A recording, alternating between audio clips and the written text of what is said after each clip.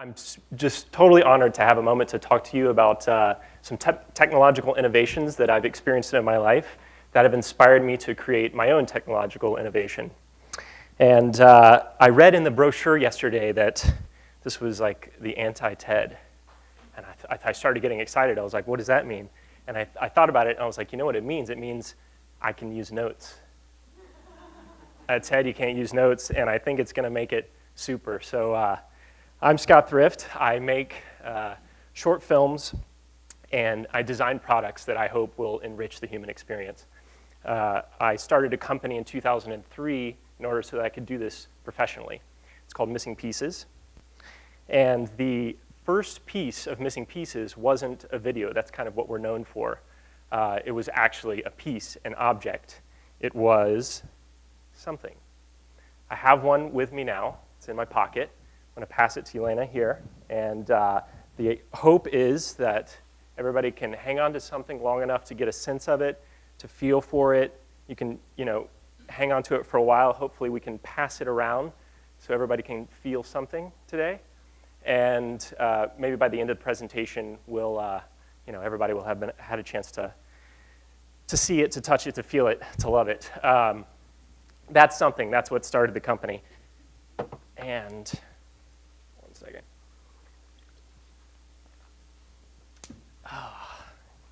So, yeah, I'm going to have to need it back, though, just so you know. It's actually one of 4 pieces left from a press of 1,000. I sold 600 of these to the MoMA Design Store back in 2005. And I actually took the check, deposited it, and the next day, my partner Ari and I, we went to B&H, Photo and Video.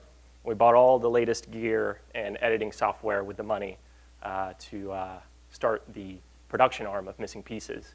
So essentially what I did was I turned nothing into something, and then I turned something into the tools of my trade. So let's see, here goes slideshow. Okay, now, right after that happened, the video iPod was released. This is October 12th, 2005. And for us, this was a major technological innovation. What it meant was that you could watch video at any time instantly.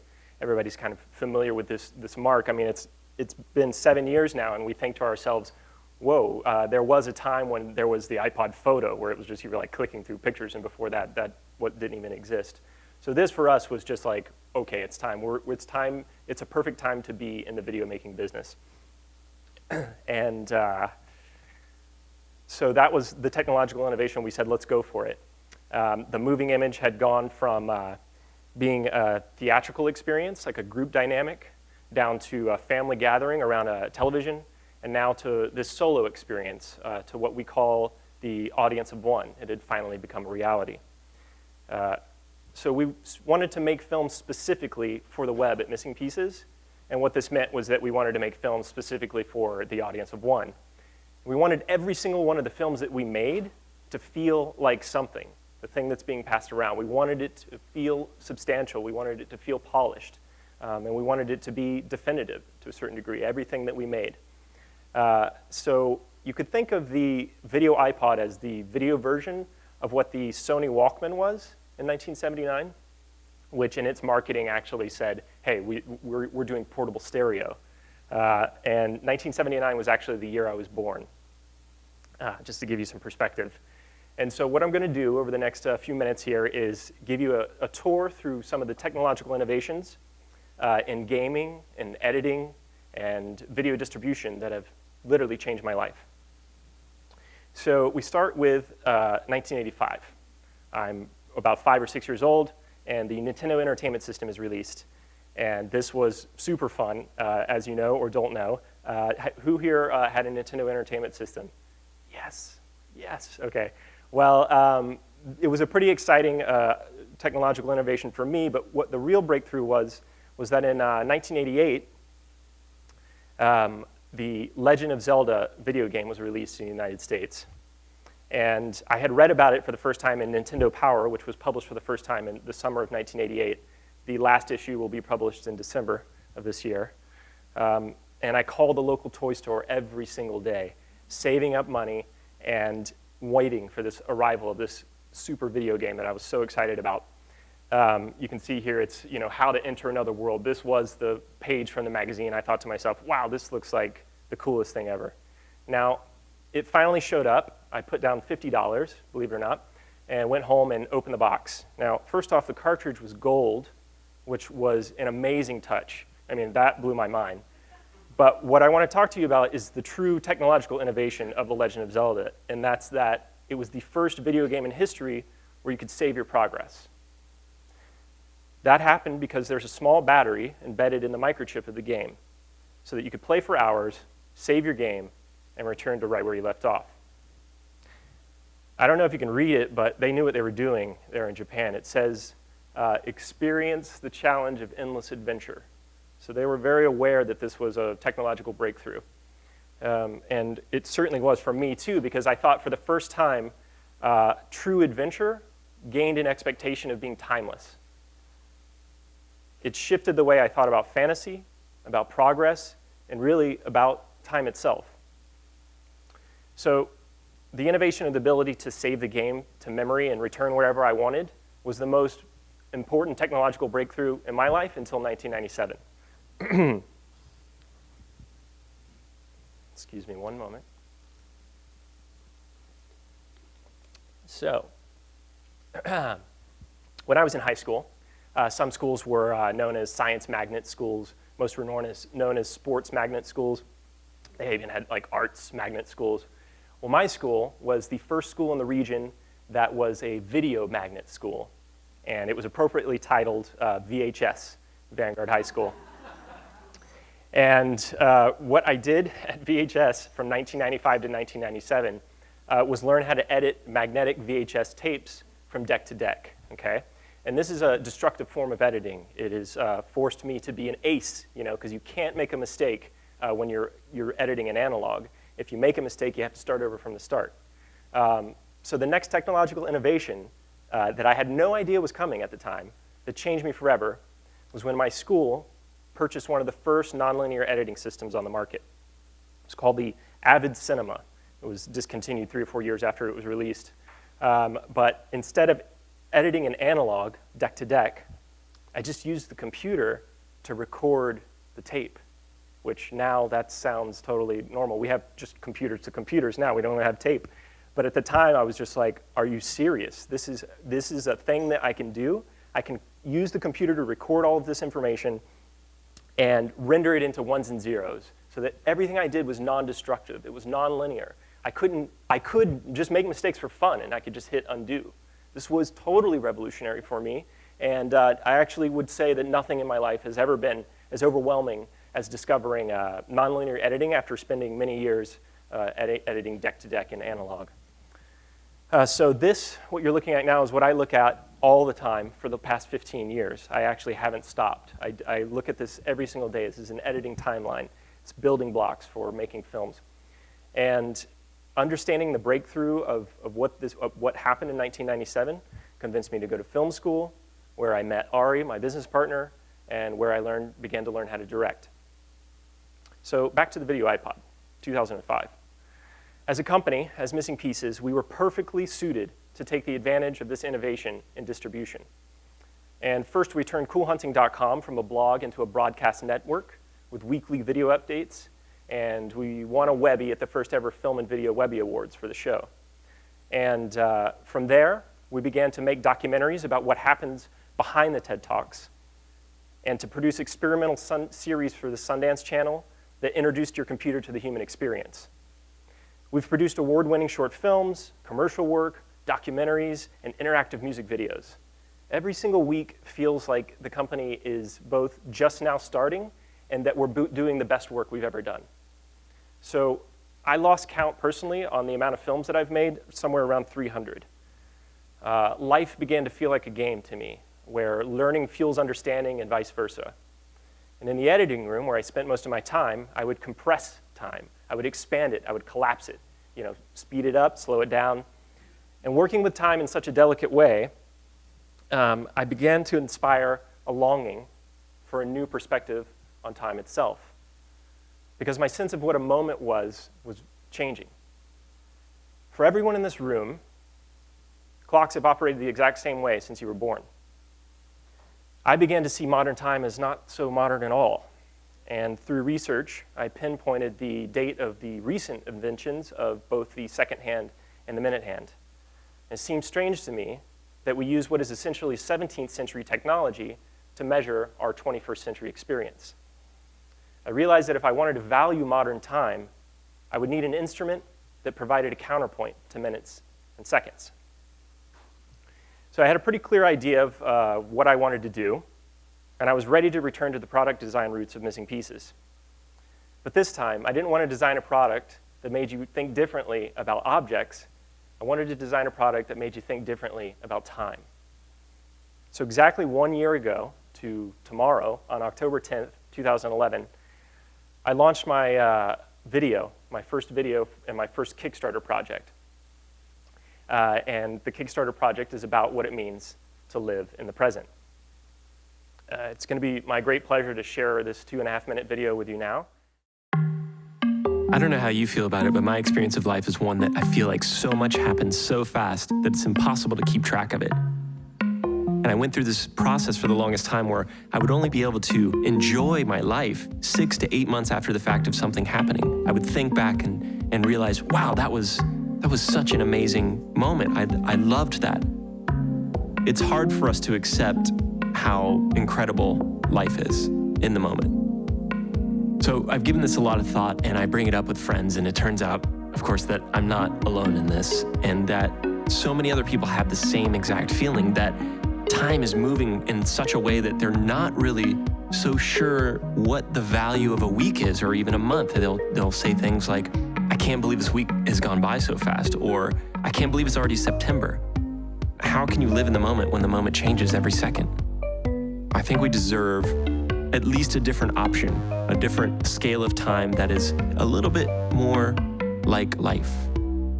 I feel this pull to explore and try to identify some way of using technology that helps us slow down. So what I've been working on this year is developing an annual clock. And what I mean by an annual clock is that it actually takes an entire year for the clock to complete a single cycle. The clock face has been designed to represent the changes in seasons using subtle shifts in color. Starting at the top, we have the winter solstice, marked by pure white. As winter gives way to spring, we approach pure green, the spring equinox. As time passes, spring gives way to summer, represented by pure yellow. As the season changes, the clock hand eases into the autumn equinox, represented by red. And as the year closes, we return, of course, to the winter solstice. It would be impossible to actually look at the clock and see it change in the same way that you can't look at summer and see it change, but you know that it will. And as the months pass, I think something really exciting is going to happen when you notice that the hand has moved. And I think that the purely meditative simplicity of that is going to have a powerful effect on the way you understand the present.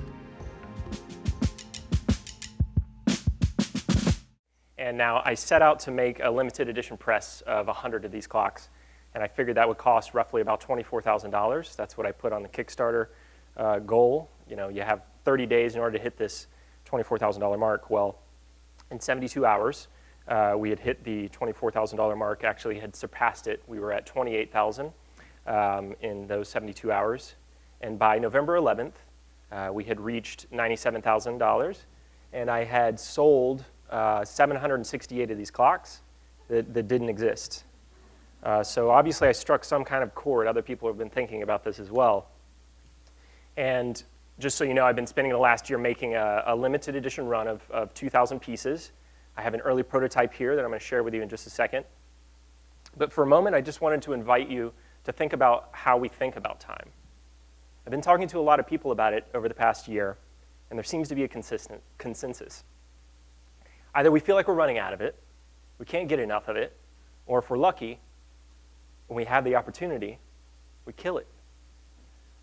I believe that it becomes more and more difficult to value time as we age because we do not have a clear contrast to the same it's the same time twice a day method that we've always been using. Value is much more easily defined by contrast. And it's simple. I mean, we know a diamond is beautiful because we can compare it to coal. But when it comes to time, where is our counterpoint? Well, I would argue that the counterpoint is the year, but no one knows its speed on a dial. So I've had the pleasure of living with the original prototype of the present on my wall for the past year. And for the first time in my life, I feel like I'm beginning to understand what I should expect of myself in a year. The shape of a year is finally starting to make sense. And for the first time, I think it's just becoming clear to me what I can accomplish in a year. And I think a lot of the people that backed this project either wanted to just support me, or they liked the idea, or they liked the design. But what I know after living with it is that the art of this piece of the present happens about 6 months after you live with it. I really do believe that it is going to change these people's perceptions of time. I think that it will allow people to be, to live more deeply, to love more deeply, and to make better work. It's a scale that we're familiar with to a certain degree, but we don't have a way of just seeing it at a glance. That's what I'm trying to do with this. So here's the prototype that I have right now. It's one of the early prototypes. It's actually set right now to the December 21st position.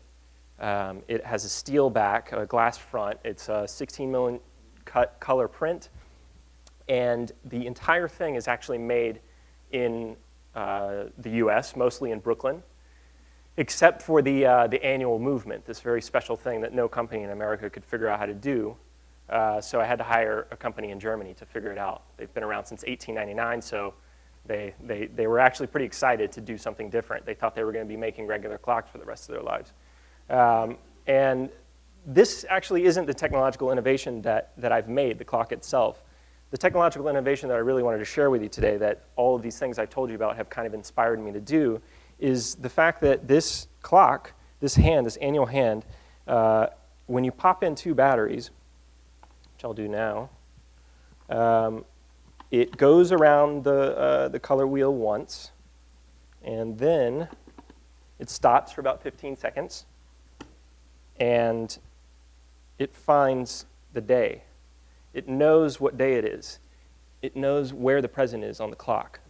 So what's going to happen is that's going to go around once, and it's going to stop for 15 seconds, and then it's going to find the date.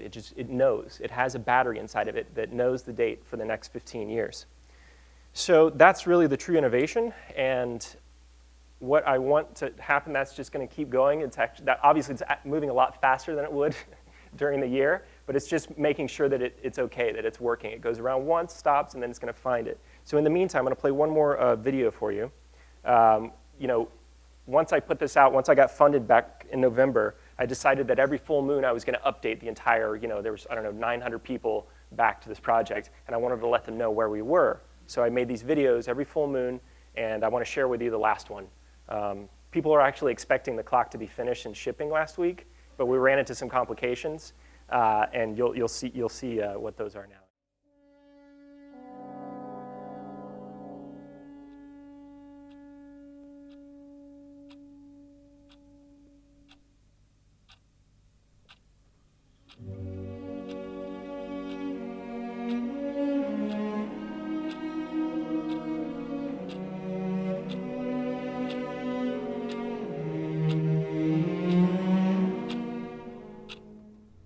This is Chris with FedEx. Just need to let you know of a delay that we did not expect.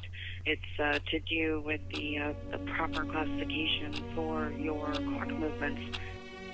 Yeah, that came as a bit of a surprise, that U.S. Customs doesn't understand what an annual movement is. They've never had to categorize that before, and it's causing a bit of a time delay.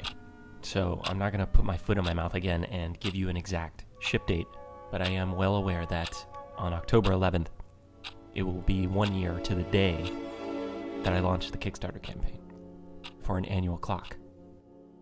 And the updates will be coming a lot more frequently now as we wrap up the present. Last week, I visited Kundo XT in the Black Forest of Germany, where time has been manufactured for generations. And the XT stands for extended time. And for the first time, they allowed someone to film the construction of one of their pieces. So please enjoy the construction of your annual movement.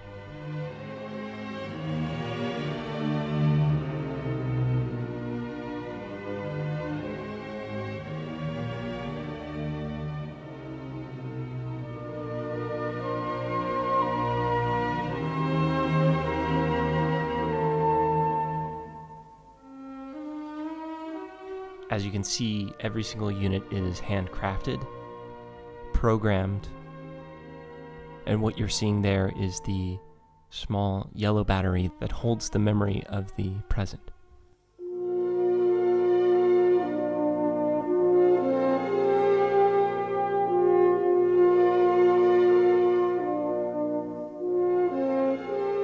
Every single unit is tested, and I'm proud to say that of the 2,000 pieces that were created, not a single one of them was defective. The pin is placed to lock the exact position, and the manufacture of all of the annual movements are complete. Now we just need to explain to US Customs what an annual movement is. When I got back from Germany, I received a sample of the die cut, and the register in the center of the die cut was not completely on center. To me, it looks just a slightly off-center, up to the left. I mean, it's just not perfect. So I visited the factory to make sure that it registered right in the middle.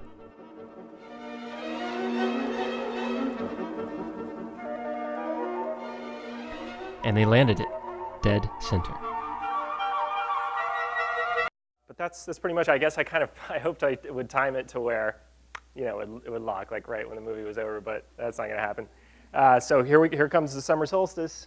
We're about to pass that by.